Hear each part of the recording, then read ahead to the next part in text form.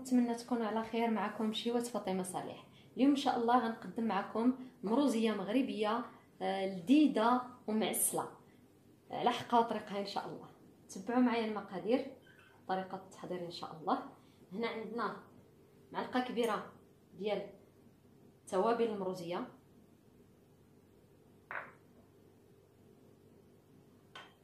عندنا هنا فلفل او الابزار،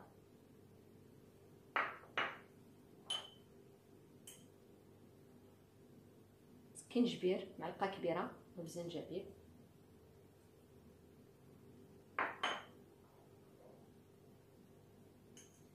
خرقوم، كركم،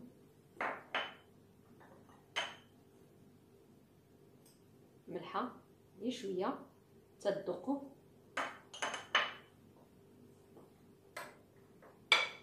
قرفه،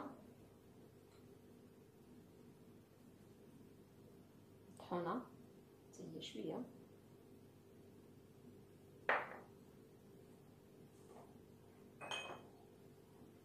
نجيب الماء،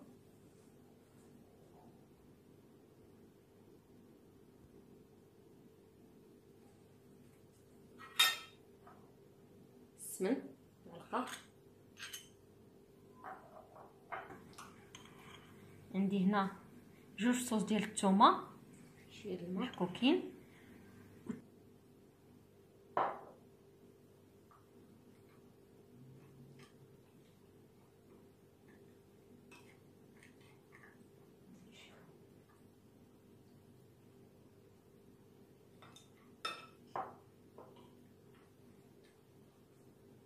عندي هنا الزعفران الحر راني سخنته شويه،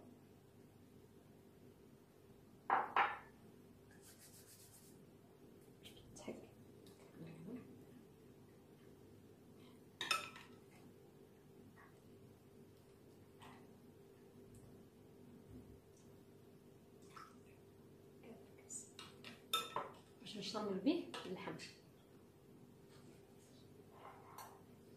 اللحم بالنسبه للمروزيه شحال هذه كانوا كيديروها بالعظام ديال الفخذ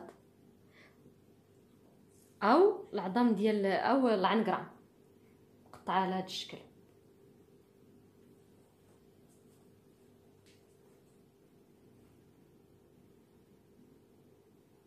نوضع دابا هاد الطريقه ديال اللحم، نشرملو مزيان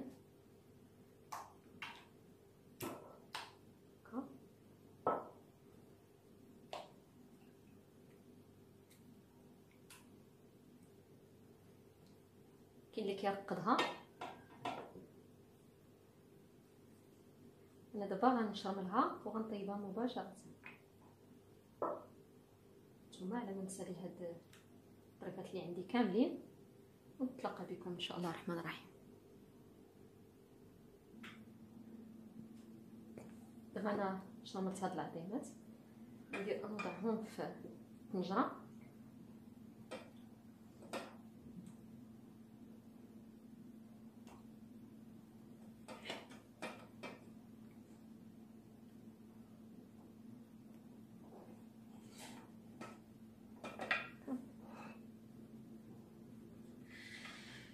حتى هاد التمره كنحطوها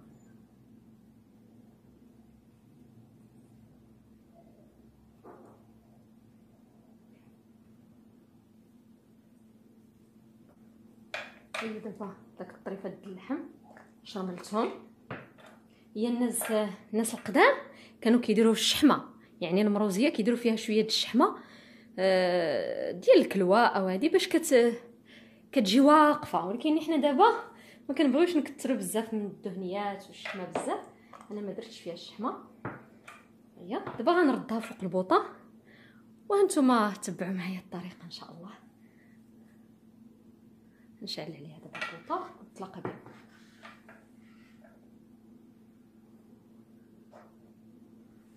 وعندي هنا الزبيب مفزق، من الاحسن يكون هاد الزبيب الاحمر كيكونش حامض بزاف، واللوز غنفزقو دابا بالماء طايب وغنزول له هاد القشره ديالو.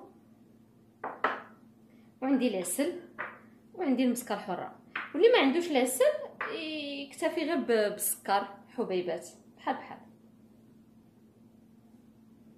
المهم انا غنمرق ان شاء الله، حيت المروزيه ما كتقلاش، كتمرق في مره. انا ان شاء الله غنوريكم الطريقه.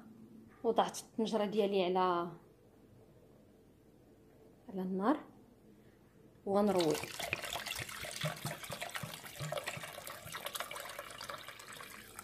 هي ما كتشحرش. من الاحسن غطيو اللحم باش ما تبقاوش تزيدوا عاد الماء، يعني غطيو اللحم. وغنوضع عويد القرفه،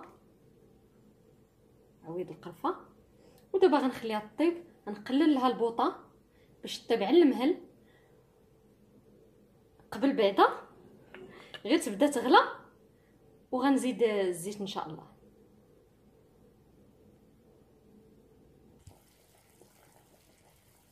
دابا هي الطنجره ديالنا بعد ما غلات، نضيف زيت المائده. من الاحسن هي كتبغي زيت المائده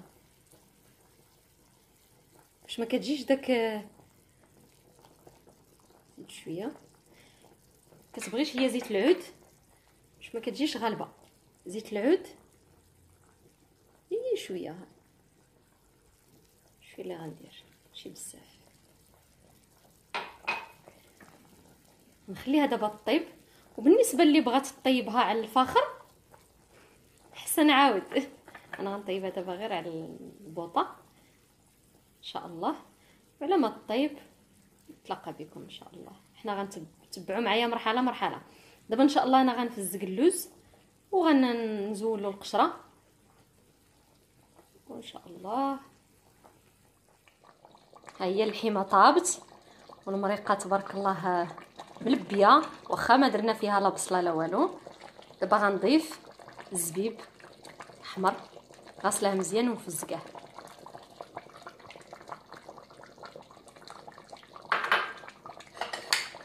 هيا دابا ضفت الزبيب. دابا غنخليه يطيب. ها هي المروزيه، ها اللحيمه طابت. دابا ان شاء الله نزيد العسل. انا عندي هنا العسل مزيانه، عسل حره. نتوما بامكانكم تستعملوا العسل الزمزمي او الا ما عندكمش العسل غير السكر حبيبات.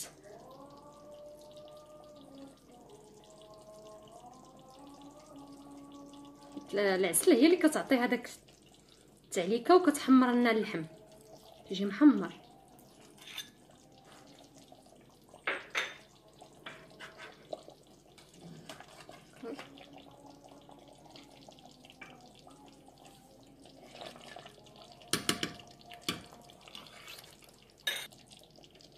وغنضيف شويه ديال المسكه الحره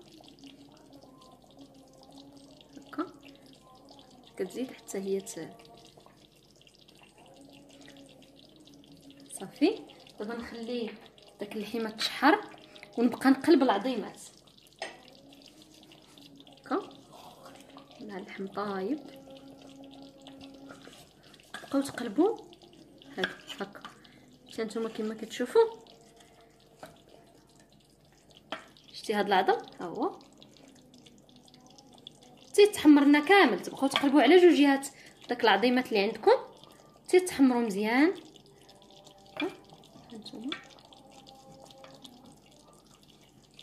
طايبه زبده.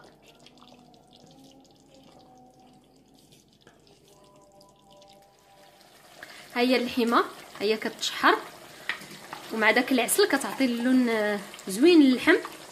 غير منين تضيفوا العسل ما تحبسوش من التحريك، بقاو تحركوا وتقلبوا داك العظام ديال اللحم حتى يتحمروا على جوج جهات هكا. وها اللوز عندي هنا كيتقلى، وضعته قشرته راه كيتقلى. من الاحسن ديروه في زيت بارده عاد ردوه فوق البوطه باش كيجي مقرمل. يلا هاد الطبق النهائي ديالنا وجد د المروزيه. نتمنى ان شاء الله تجربوها، كتجي بنينه ولذيذه ومحمره وواقفه في الزيت ديالها. مع شحال هذه الناس كانوا كيخلعوها، كانوا الا جاو عندهم شي ضياف او شي حد عزيز كيقدموها له. وما تنساونيش بلي لايك، بارطاجيو مع الاصدقاء والعائله باش يوصلكم الجديد. وشوف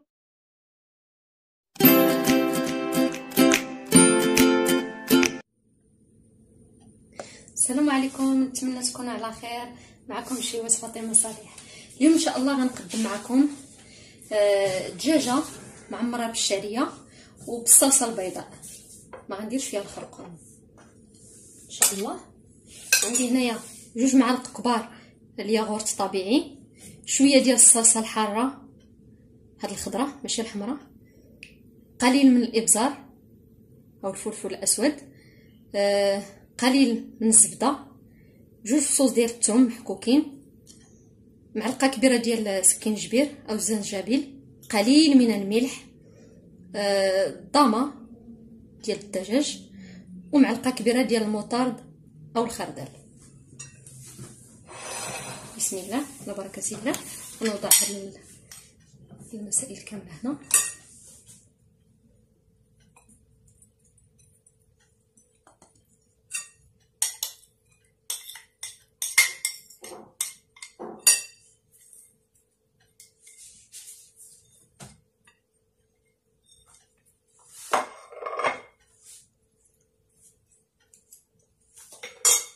نخدموا هاد العناصر كامله.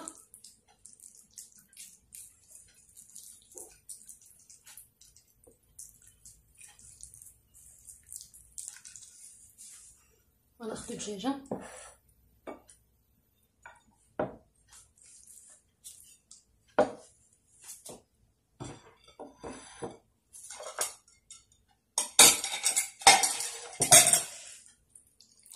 وغدهنوها مزيان بهاد الصلصه هكا. انا حليت لها هكا الصدر باش تدخلوا فيه هاد الصلصه.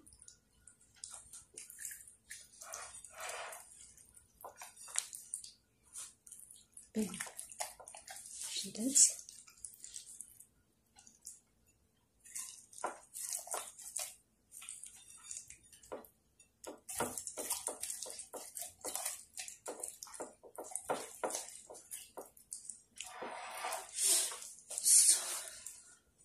هنا كامله، وغنخليها ليله كامله او 4 السوايع على حسب. انا غنخليها دابا 4 السوايع وغنتلاقى معكم ان شاء الله. ها الكبده تشحرات مع البصله، وها عندي الشعريه مقطعه طريفات كبيت عليها شويه د الماء وصفيتها، قزبور ومعدنوس، الحامض مصير، الزيتون حتى هو رقدوه في الماء تحيد منه داك الملحه، عاد قطعوه طريفات. غنضيف لهم دابا هاد الكبده،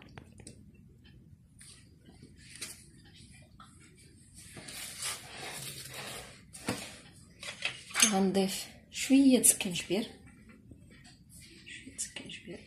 غير بيدي، شويه د البزار والفلفل الاسود، شويه د الملح، ملحه على حسب الذوق، تذوقوا عاد زيدوا.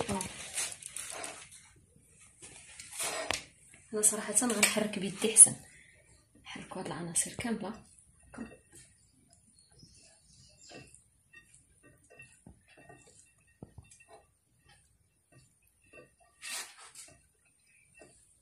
وذوقوا الملحه وعاد ديك الساعه شي الا كنتو غتزيدوا زيدوها دابا.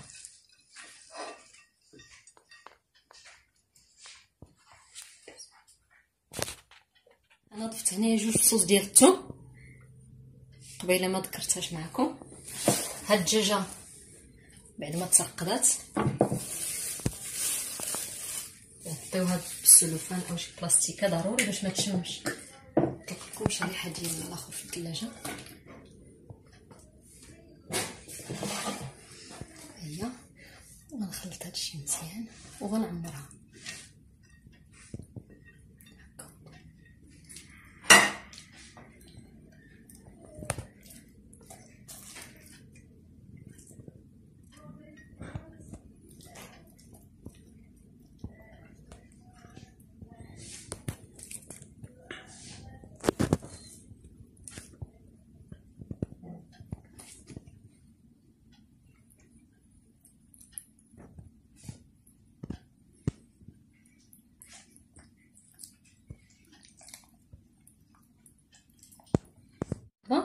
ملي تعمروها تاخذوا هذا الخيط اللي خاص بالطبخ وتعقدوا به هكا.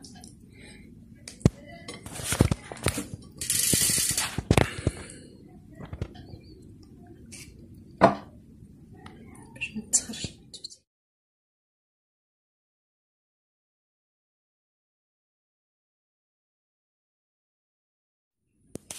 هيا غنوضع الزبده، معلقه الزبده في الطنجره،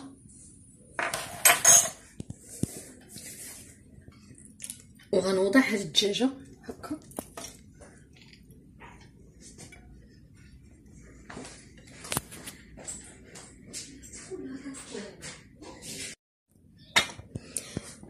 وغنضيف لها الماء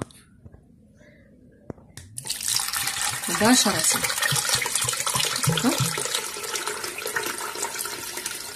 صافي.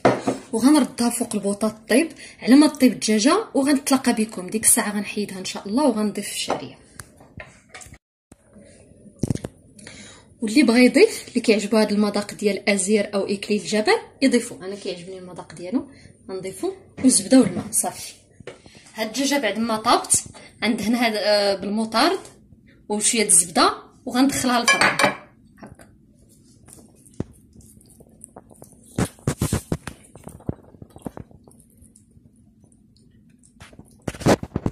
دهنوها مزيان بالزبده وبالمطارد باش كتجي محمره.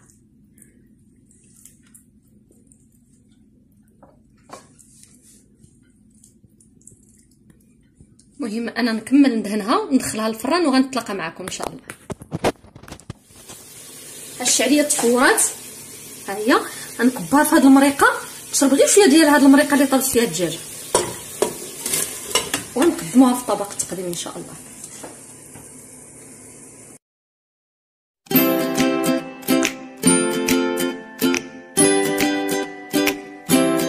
الطبق بعد ما وجد انا قدمته بهذا الشكل، ورافقته بتكتوكه ديال الفلفله ومطيشه وشلاضه مغربيه ضروريه.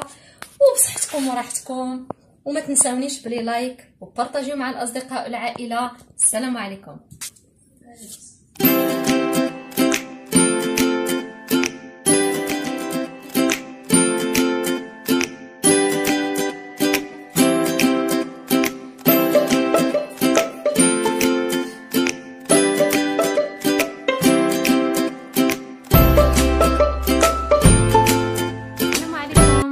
تكونوا على خير. معكم شيوة فاطمة صالح. اليوم ان شاء الله غنقدم معكم بغيوش مالح بواحد العجينه غزاله وناجحه ان شاء الله الرحمن الرحيم. تبعوا معايا المقادير طريقه التحضير. هنا عندي 500 غرام ديال الفورس، يعني 2 لايف ديال الفورس، وكاس ديال الفينو او كاس ديال الدقيق الممتاز. نزيد له ملحه، انا ندير بيدي ملحه، ملعقه ديال السكر حبيبات باش غير كيتحمر لنا البغيوش،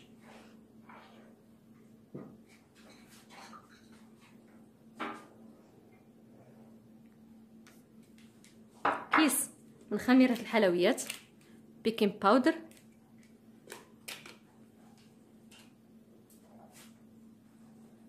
قليل من خميره معجونه حبيبات، شويه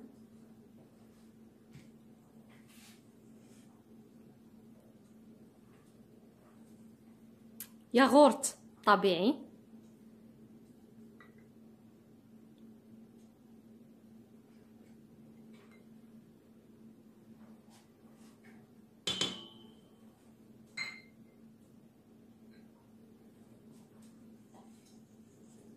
نوضع دابا هاد الشيء الخلاط.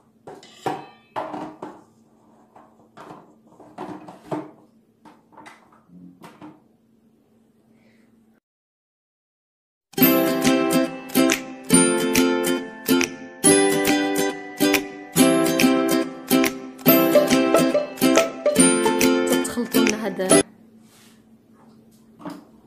المقادير. غنضيف دابا زيت العود، يعني نص كاس.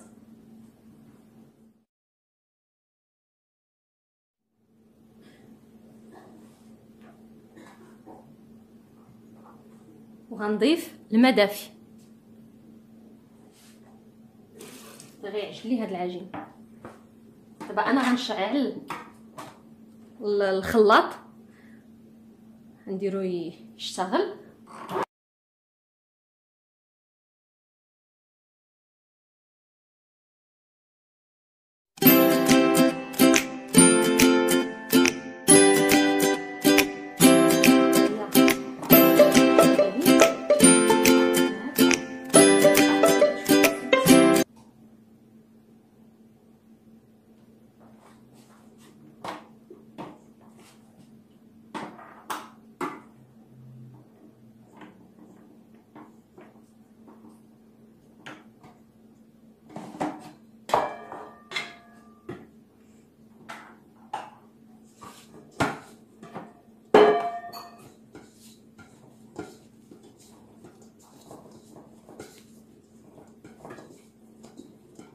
العجينه ديالي تجمعات.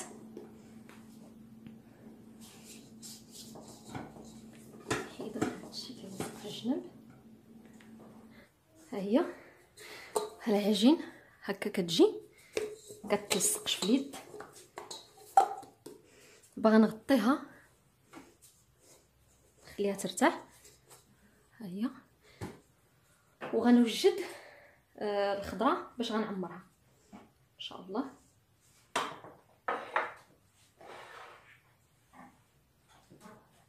جوج بصلات مشلضين. انا استعملت هنايا بصله بيضاء، وغندير معها مليحه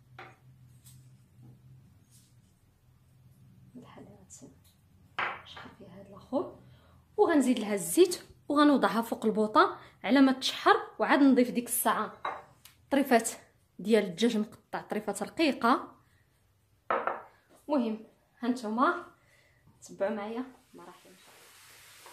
دابا وضعت البصله فوق البوطه كتشحر، وزدت لها طريفات ديال صدر الدجاج، وان شاء الله نضيف لهم. هنايا عندي جوج قريعات محكوكين، عندي واحد الجزره، واحد الفلفله حمراء قطعه رقيقه، الفلفله قطعتها رقيقه والجزره محكوكه هي والقرعه.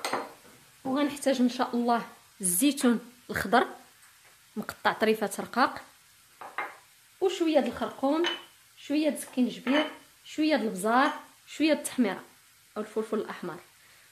اللي بغى الحار يضيفوا، انا ما بغيتش نضيف الحار. ها هي دابا البصله تشحرات مع طريفات ديال صدر الدجاج. غنضيف قرعه محكوكه،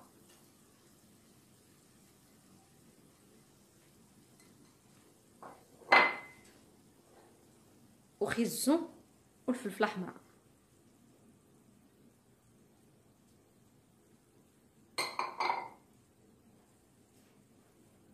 غنضيف شويه البزار، شويه سكينجبير صحي، شويه الخرقوم،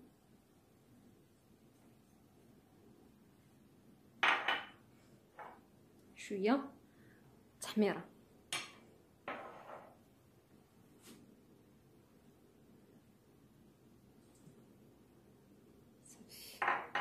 دابا غنردهم فوق البوطه حتى يتشحروا مزيان. في الاخير عاد نضيف الزيتون،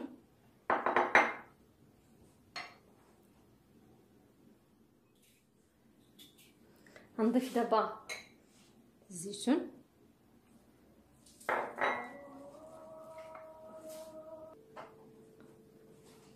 دابا غنضيف الجبن الاحمر محكوك، شويه د الموتزاريلا. انا غير حيت عندي، اللي عنده يدير الجبن الاحمر، اللي ما عندوش يدير غير الجبن مثلث او قطعوا طريفات، حيت كيعطي واحد المذاق زوين لهاد الحشوه. والزعتر محكوك، واحد المذاق غزال. خلطوا هاد العناصر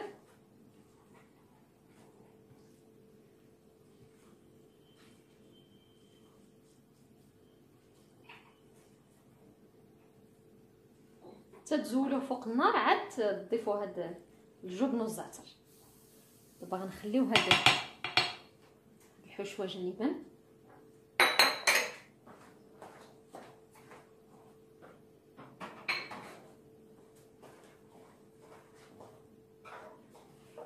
دابا العجين ها هو،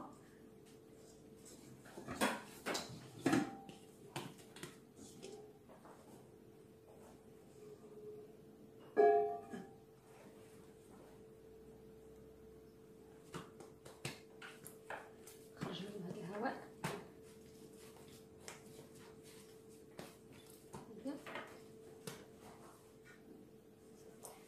واحد السيله عندنا غير شويه،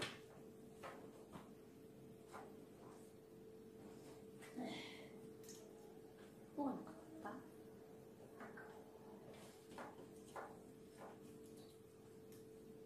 هاد الحشوات المالحه. كيبغيو لي بغيوش يكون صغير.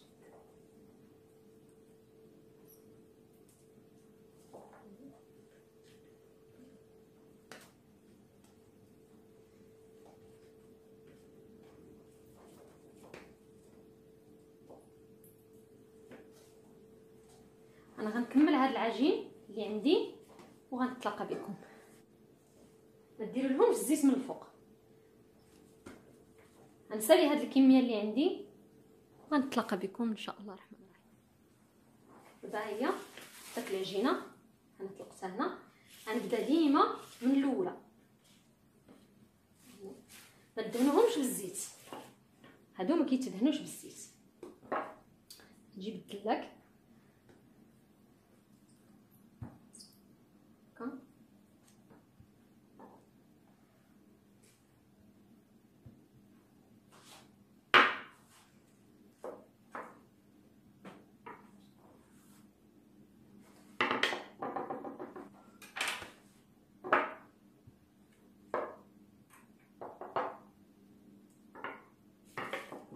وغناخد وغنقطعو هكا اشرطه هكا.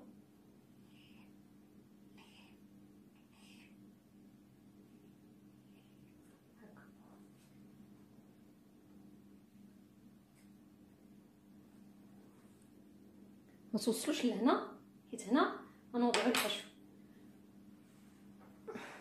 ناخذ دابا الحشوه ها هي،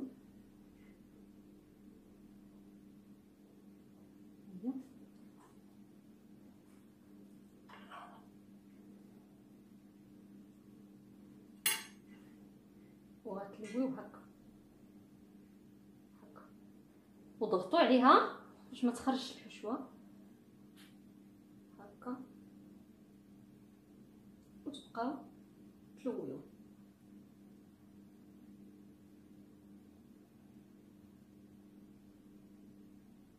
بهذا الشكل. كتجي هكا ديما هاد الطرف هما اللي غيوليو لتحت باش يجينا الشكل ديال البغيوش زوين هكا. هاهي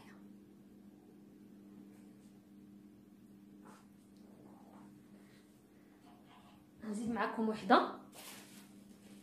ناخذوا العجين، ما ديروا لا دقيق لا زيت لا والو.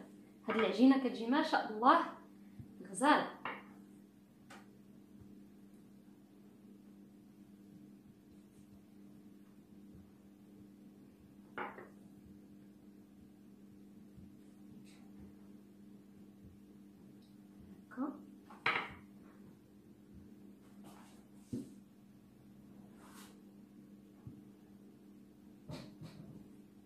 تركوها مع فيها الخميره، تخليوهاش غليظه راه غتخمر.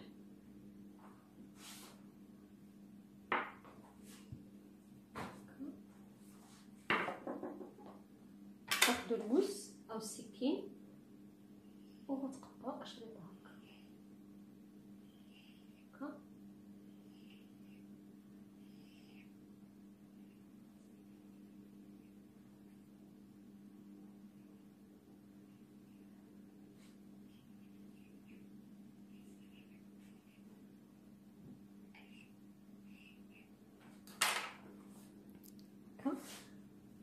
نوضعوا الحشو.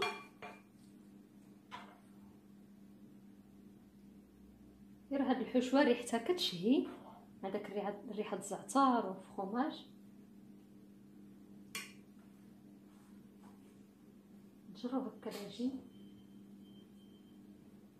غتشدو من هنا باش ما تخرج لكمش من الجناب هكا.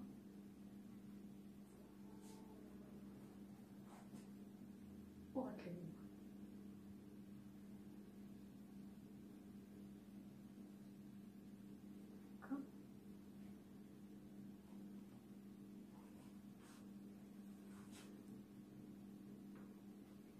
هكا.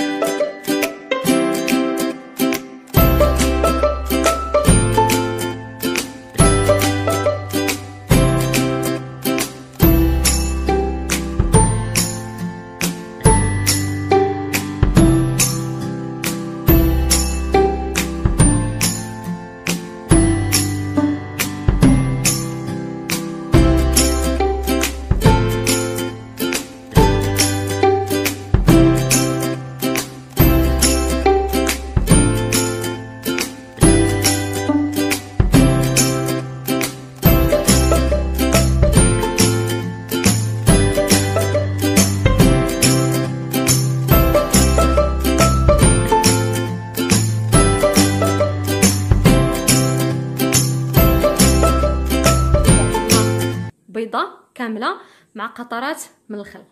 باغا ندهنهم ان شاء الله. بسم الله.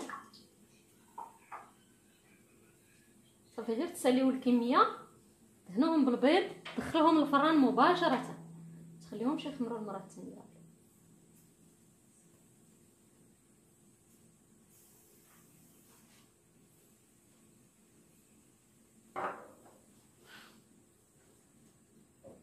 مزيان الجوانب.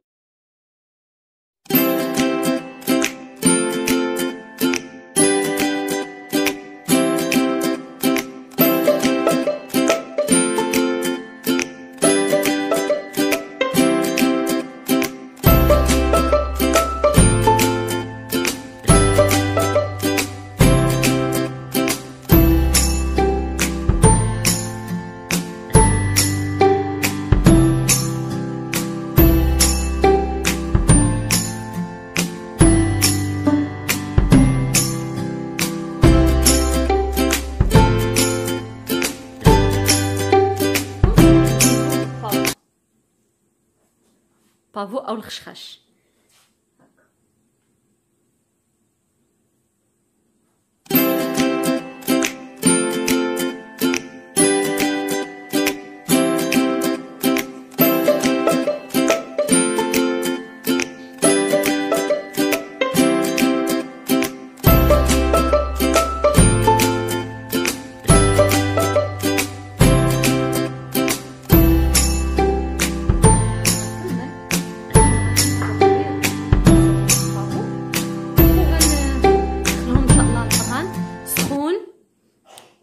على ما يطيبوا ان شاء الله. وديك الساعه البغيوش ديالنا حيت وجد خرجته من الفران، كيجي بنين ورطب، ونتمنى ان شاء الله توجدوه لافراد العائله ديالكم، تشربوا به قهوه. ها الشكل ديالو، نضرب معكم وحده هكا كيجي غزال. وبصحتكم وراحتكم، وما تنساونيش بلي لايك، بارطاجيو مع الاصدقاء والعائله باش يوصلكم الجديد.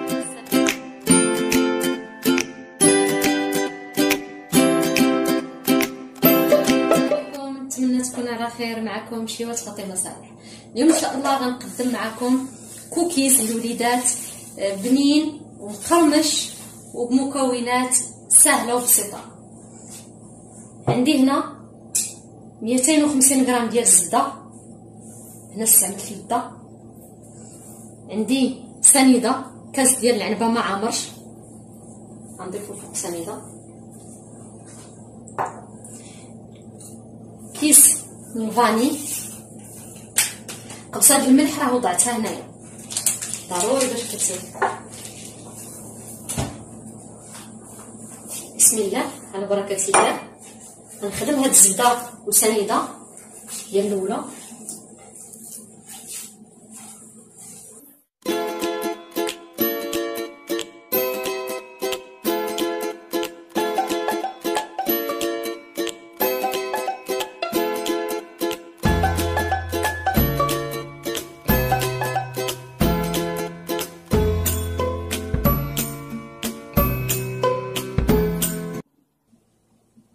كاس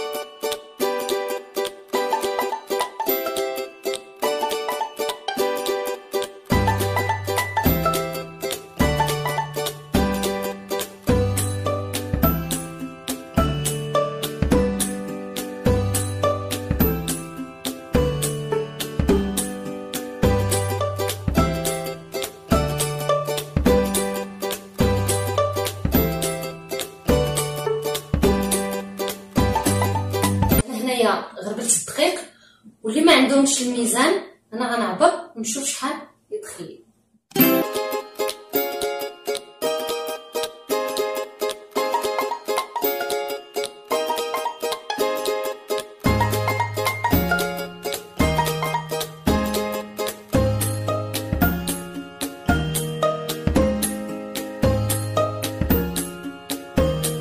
كيس من خليط الحلويات وبيكنج باودر صافي هكذا، وهاد الكاس الثاني باش نشوف شحال غياخد لي هاد الكوكيز ديال الدقيق. بالنسبه اللي ما عندهمش لابار انا غربلت هنا 500 غرام.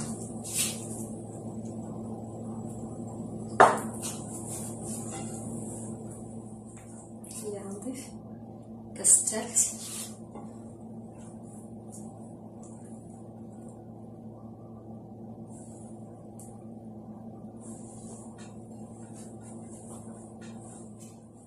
الخليط الى قسمين.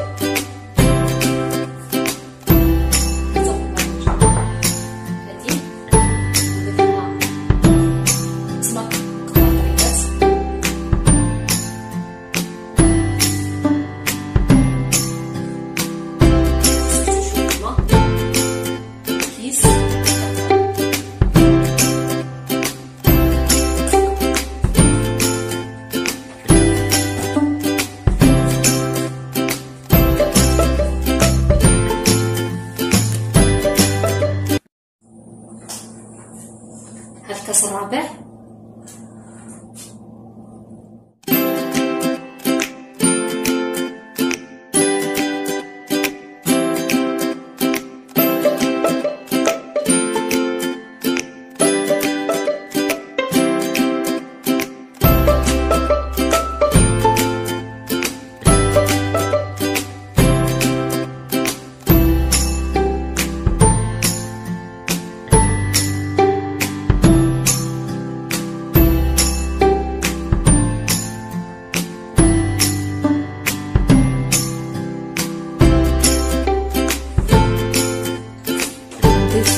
الحبيبات الخاصين بالكوكيز.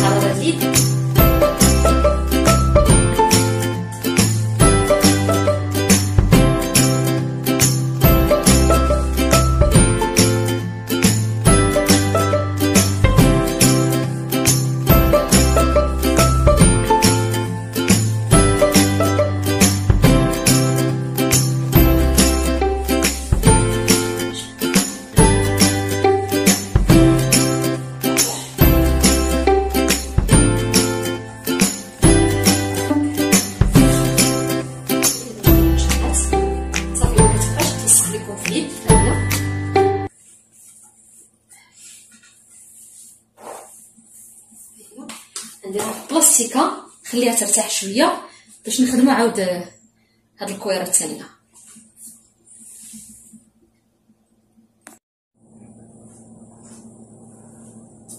هي داك الخليط الابيض، داك العجينه البيضاء اللي خلينا هنا نضيف لها دابا هذا الكاس الخامس، نضيف لها شويه الدقيق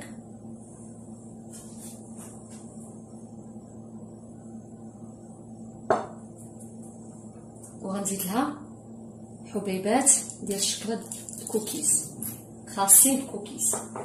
اللي ما متوفرينش عند هاد الحبيبات تاخذ غير الشكلاط عادي وتقطعوا طريفات صغيره بزاف.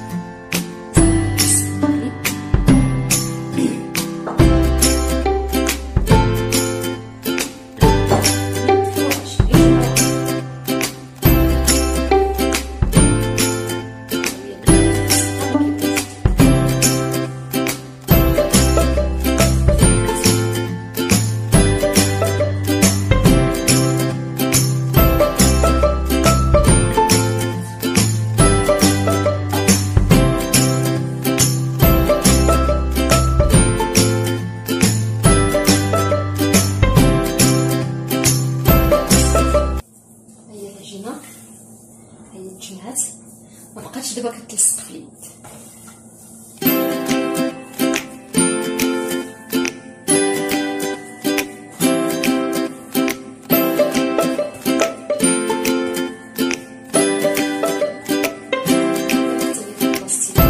خليها ترتاح شويه في الثلاجه وعاد نرجع معكم ان شاء الله.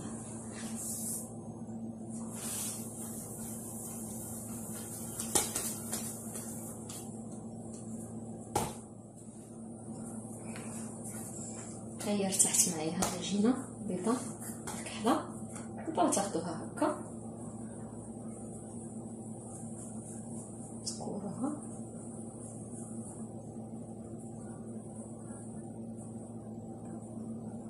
الكويرات على حسب اللي بغا كوكيز يجي صغير، اللي بغا كبير، اللي بغا على حسب.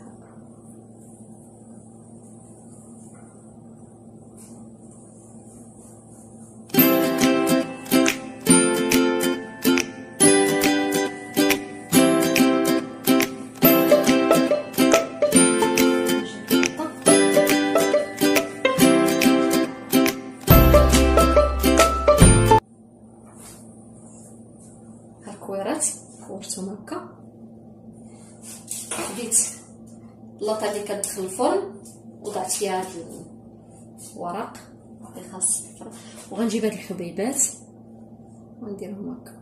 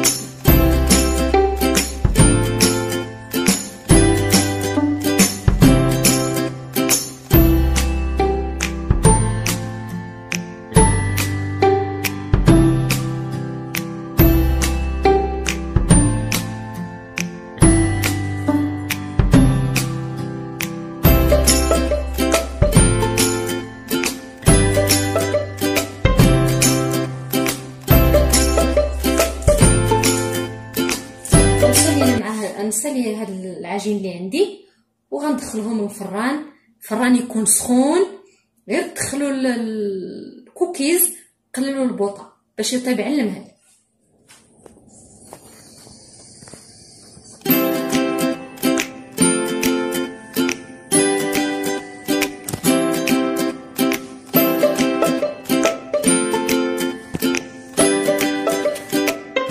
ها كوكيز حيت وجد قدمته معكم بهذا الشكل. نتمنى تجربوه الوليدات، كيجي بنين ومقرمش وصحي، يديوه ان شاء الله للمدارس ديالهم. ومازال ان شاء الله الوصفات ديال الاطفال غنقدمهم معكم، ومع هذا بالتمر كيجي بنين. وهذا نقسم معكم شي وحده هكا، كيجي مقرمش وبنين ومحمر وصحي في نفس الوقت. يديوه الوليدات وهذه. وما تنساونيش بلي لايك، بارطاجيو مع الاصدقاء والعائله باش يوصلكم الجديد ان شاء الله، ومازال الجديد.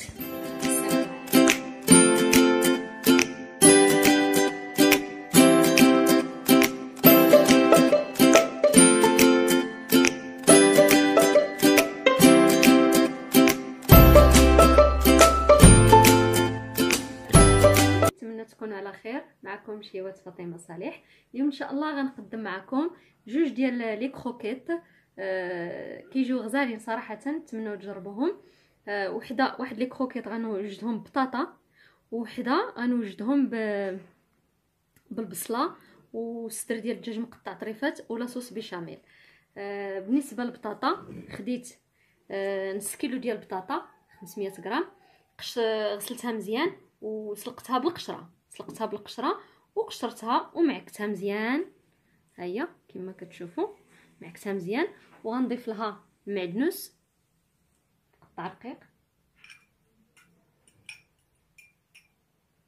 نضيف المعدنوس وغنضيف ملحه على حسب الذوق ديما، شويه د البزار. غنحرك هادشي مزيان.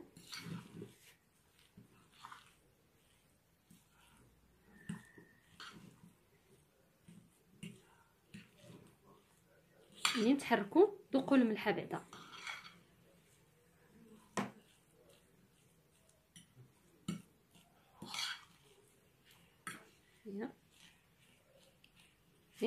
وغندير شويه د الزعتر، نضيف شويه ديال الزعتر محكوك ونخلط هاد العناصر.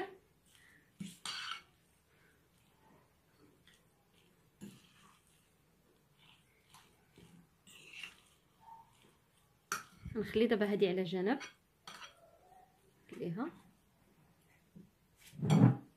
دابا هنا عندي البصله، عندي جوج بصلات، عندي صدر ديال الدجاج مقطع طريفات.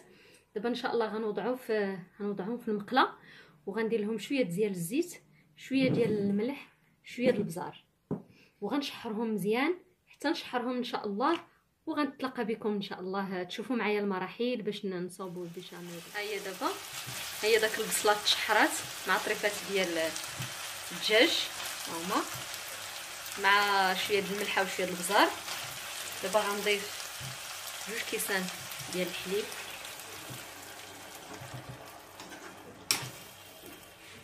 في الكاس الثاني. هي الكاس الثاني.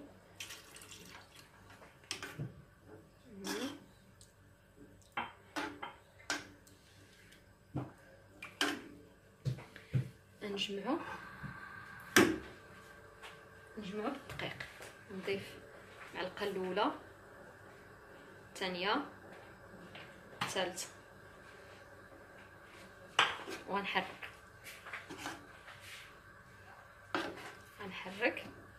حتى تنشف لي داك لاصوص. الا خصكم الدقيق زيدوا. غنزيد، قلت لي غنزيد واحد المعلقه، يعني دابا 4 المعالق عندي صافي.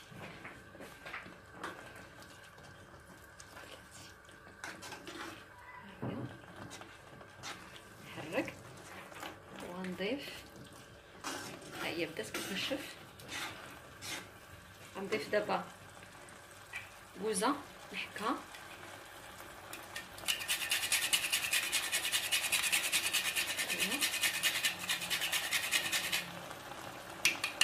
صافي غير شويه ما تكثروش الكوزه حيت كتمرر. نحرك، شتي هي صافي بدات كتجمع.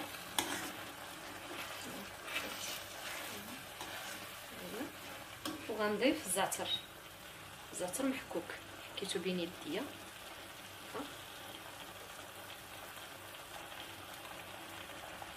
صافي نحرك دابا انا، نستمر في التحريك حتى تنشف لي هاد لاصوص مزيان. وغنخليها تبرد في المجمد.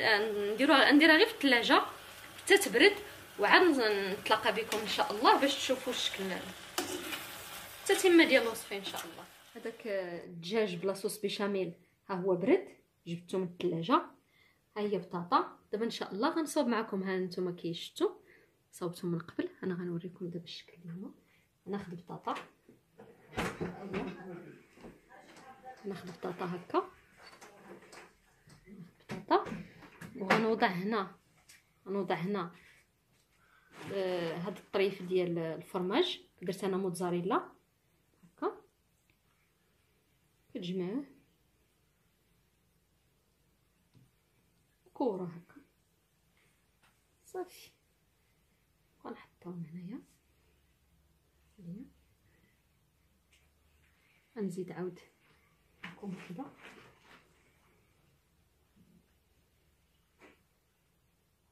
هي بسطوها بيديكم هكا. وغناخد طريف من الجبن موتزاريلا هكا، ماشي مشكل. كنصاوبوها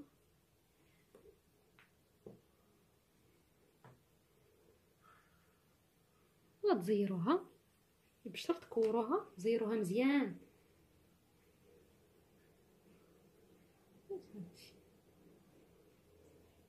هاهي هكا.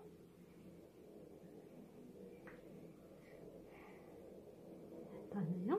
دابا غنصاوب معكم هادو ديال البيشاميل. خذوا قياس هكا هكا صافي هكا.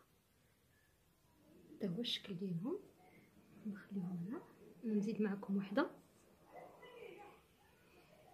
هاني خذوا في الاول القياس اللي غيبان لكم هكا صافي. ديروا على هذا الشكل صافي. دابا انا غنكمل هاد الكميه اللي عندي، وغندخل هادو المجمد على الاقل واحد نص ساعه في المجمد. وما كل ما بقاو في المجمد حسن باش ما كيطرطقوش. منين غيجمدوا غنسخن المقله من قبل، غتكون سخونه بالزيت. وغناخذ هنايا خديت 2 بيضات غنطربهم. عندي هنا الدقيق الابيض الفورس. عندي هنايا شابلور. شابلور يعني هذا خبز حمرته وطحنته وحصلت على هذا الشكل هكا. وديك الساعه ان شاء الله منين نكون كنقلي وغنوريكم التتمه ديال الوصفه ديالنا. بعد ما جبتهم من المجمد هما جامدين. ضربت هنايا البيض وسخنت الزيت، وضعتها في المقله سخونه. ان شاء الله ناخذ كروكيت غنوضعهم البيض ضرب هكا.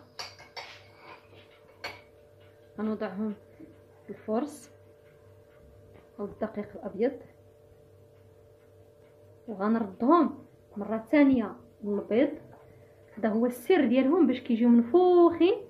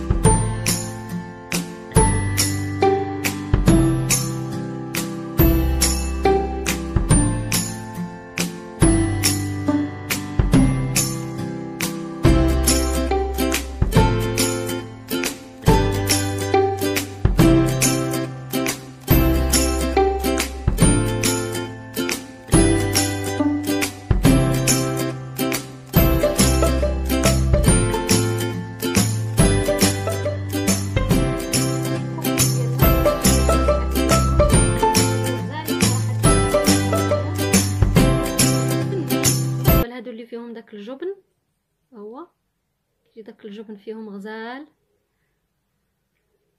نتمنى ان شاء الله تجربوهم ويعجبوكم نتوما والوليدات.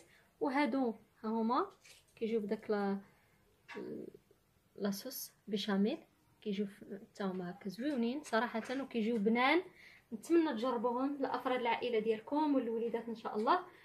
وبالنسبه للناس اللي اول مره غيشوفوا الفيديو ديالي يتابوناو معايا في القناه وما تنساونيش بلي لايك، بارطاجيو مع الاصدقاء والعائله باش يوصلكم الجديد. السلام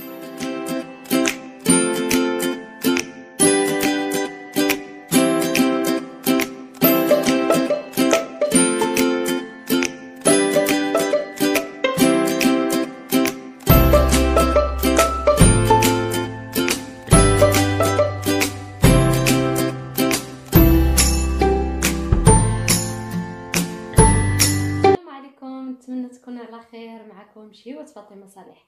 اليوم ان شاء الله غنقدم معكم الميرنه في الفران مع الخضره. تبعوا معايا المقادير وطريقه التحضير ان شاء الله. هنا عندي قزبور مع الثومه طحناهم مزيان. بسم الله على بركه الله. ان شاء الله غنصاوب هنا.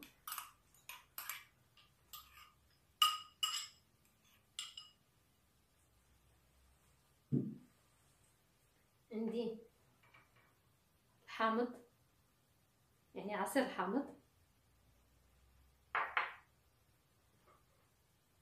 عندي الخرقوم، سكينجبير، البزار، الفلفل الاسود،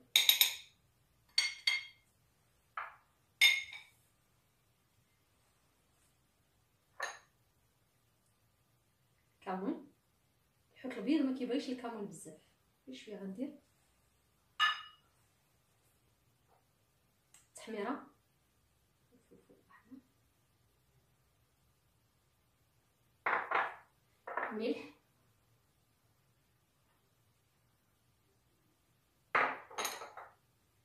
شويه الزيت.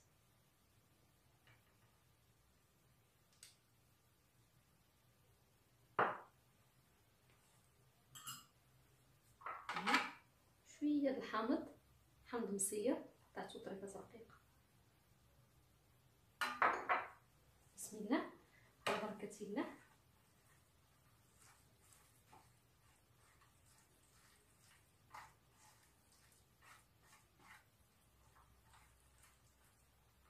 نجيب شويه الماء، شويه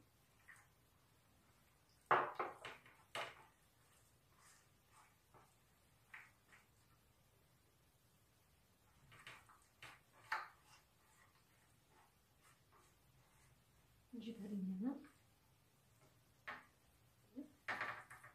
قيتها مزيان فلحتها هكا.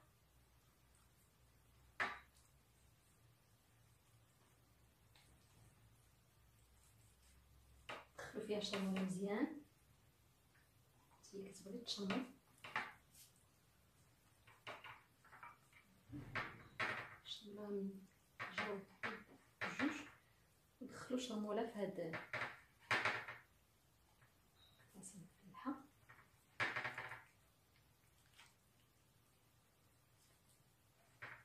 الثانية نشربها ونتلاقى بكم ان شاء الله.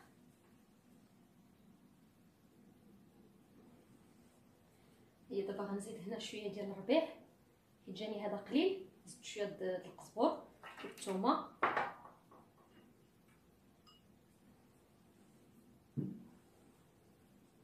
نزيد شويه ديال التحميره ان شاء الله نشرب بها الخضره، شويه الملح،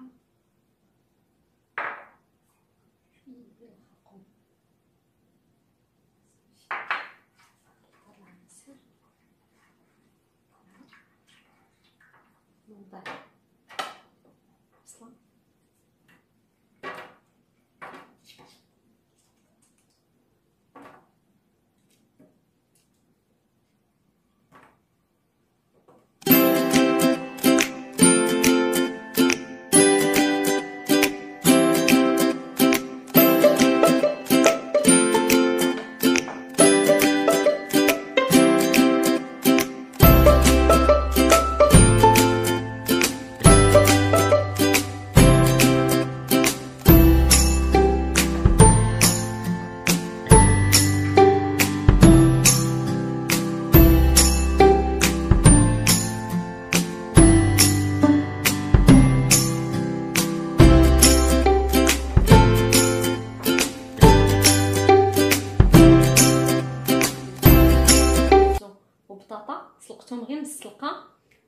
راكم عارفين خيزو ديال الصيف شويه كيكون قاصح، ماشي بحال في البرد كيكون طري. ضروري خصو يتسلق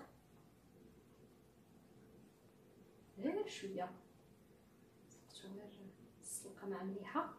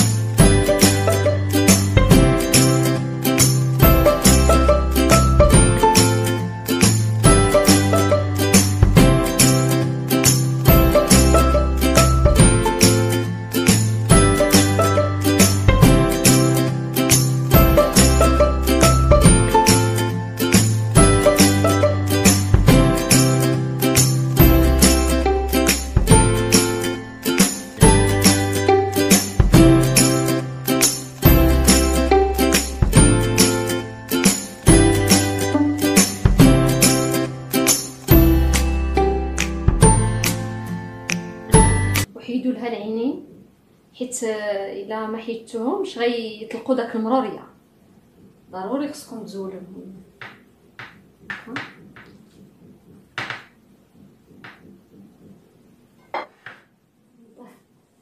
ورق سيدنا موسى، ورق الغار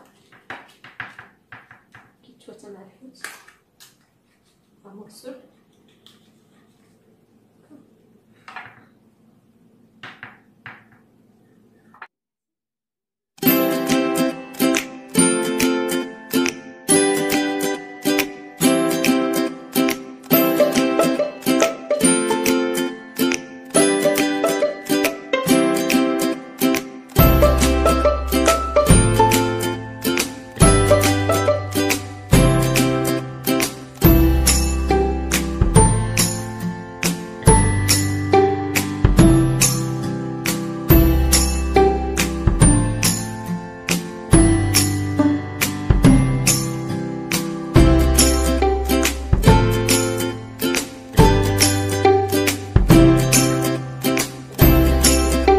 ديال المطيشه محكوكه، نزيد لها شويه د العطريه والزيت ونكبها فوق الخضره. ها هي دابا هاد المطيشه محكوكه، نزيد عليها شويه ديال التحميره، شويه ديال الخرطوم، شويه ديال البزار، ملحه شويه، نعرف فيها الزيت، زيت الغاز كاين.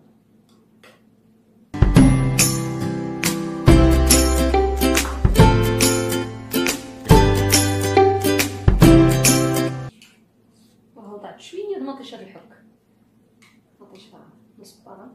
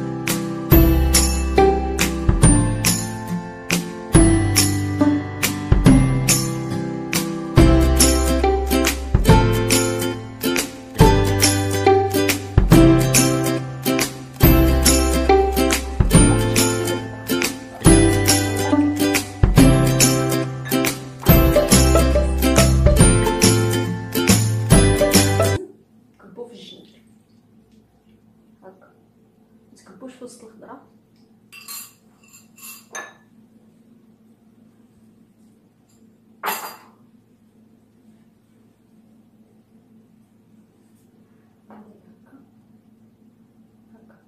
باش داك الخضره داك العطريه تحرك. ديروا الماء في مره اللي غطيف فيه الحوت بلا ما تبقاو تزيدوا الماء.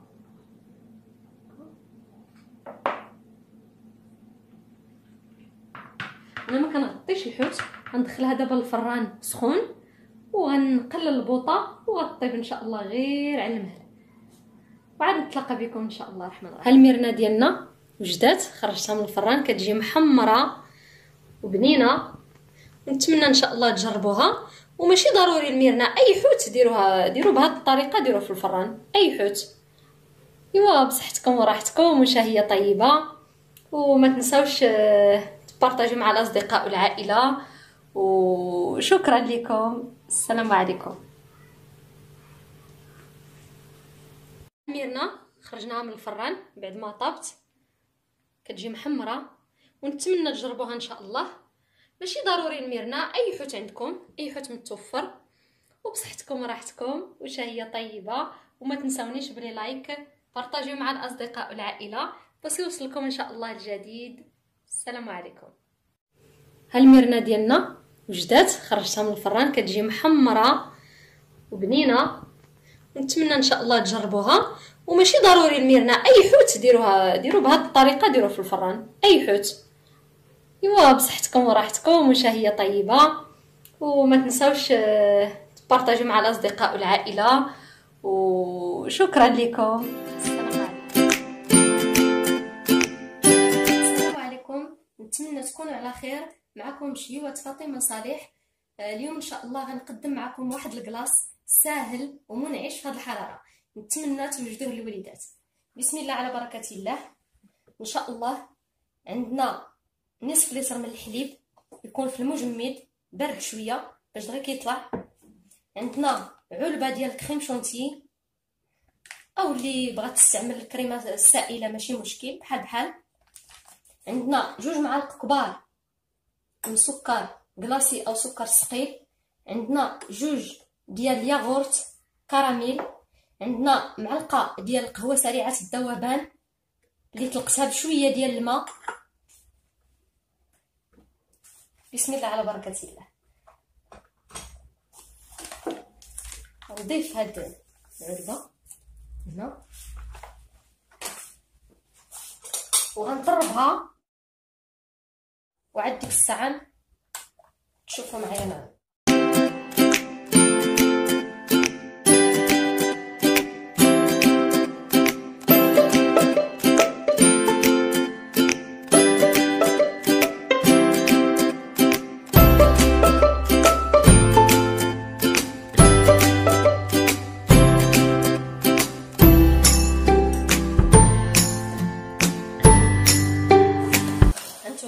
كما كتشوفوا الكريم ديالي طلعت. ما تطلعوهاش بزاف، غير شويه باش ما تجيكمش جامده، باش ما يكونش فيها داك الثلج.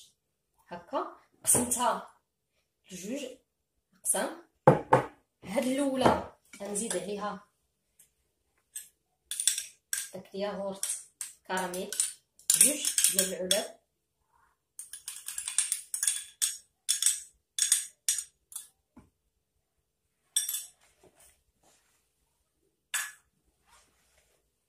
غنزيد داك المعلقه ديال القهوه سريعه الذوبان.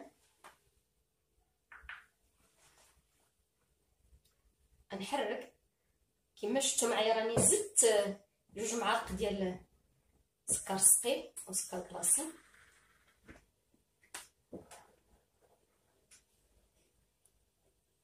وتحركوا حتى تخلط داك الياغورت كراميل.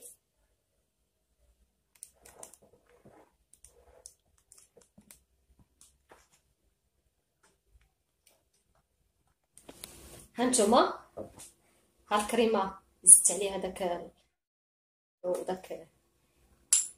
انا غنضيف دابا داك اللوز هكا. هذا الجزء اللي زدت عليه قهوه سريعه الذوبان هو اللي غنزيد فيه باش تكون داك القرمشه.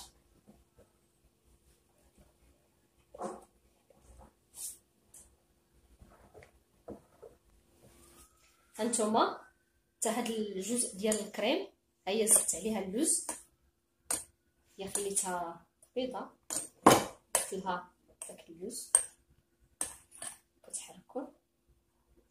دابا غناخدو كؤوس وغنديرو عليهم هادي اللي منسمه بالقهوه، ها هي هكا.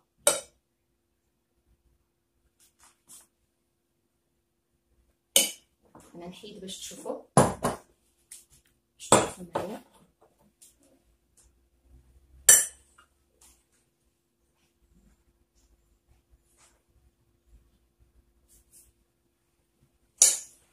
وعاد غنزيد هاد الكريمه البيضاء.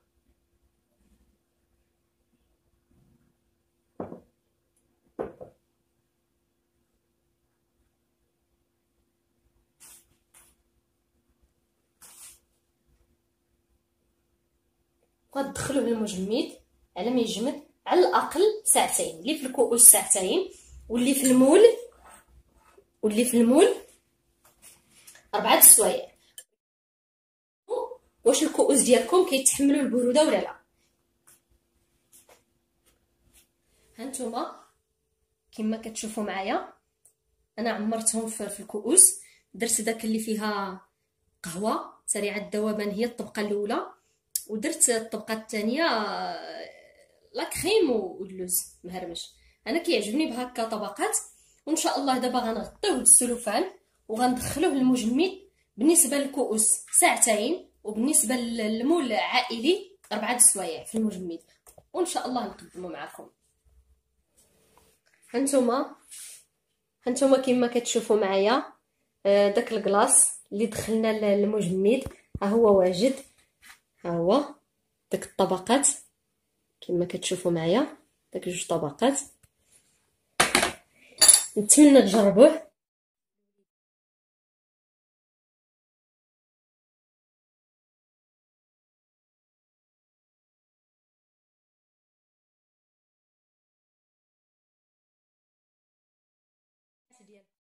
وما تنساونيش بلي لايك ديالكم وبارطاجيو مع الاصدقاء والعائله، والهلا يخدكم عليا. السلام عليكم.